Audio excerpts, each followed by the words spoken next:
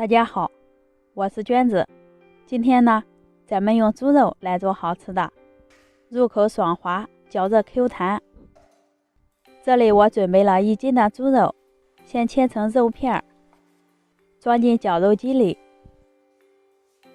启动按键给它打碎，重复多打上几遍，打成比较细腻一些的肉馅就行了。在里面加入盐，倒入料酒去腥，依次放入胡椒粉、鸡精、白糖，加一些小苏打。小苏打在这里起到嫩肉的作用，下手把肉馅抓拌均匀，再抓起肉馅摔打5分钟，增加肉馅的粘性，吃起来口感更 Q 弹。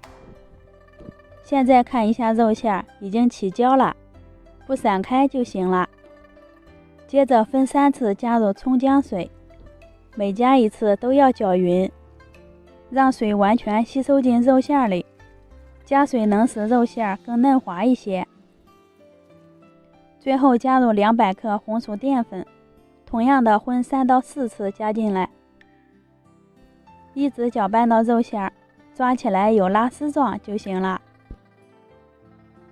准备一个平底盘子，把肉馅放进去，用勺子均匀的抹开，薄厚一致即可。在碗里放入紫菜、虾皮、盐、胡椒粉，放一旁备用。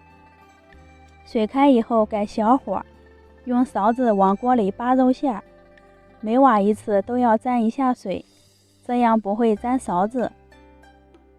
下完以后转中小火煮上3分钟，肉滑全部飘糊起来就熟了。先在碗里加入2勺汤汁，把料汁化开，再倒入肉滑，最后撒上葱花，淋一点香油，搅匀就可以吃了。猪肉这样做，吃起来鲜香滑嫩，还很有嚼劲儿，汤汁清淡味美，孩子们都抢着吃。做法呢也很简单，喜欢的朋友可以试一下。我们下期见。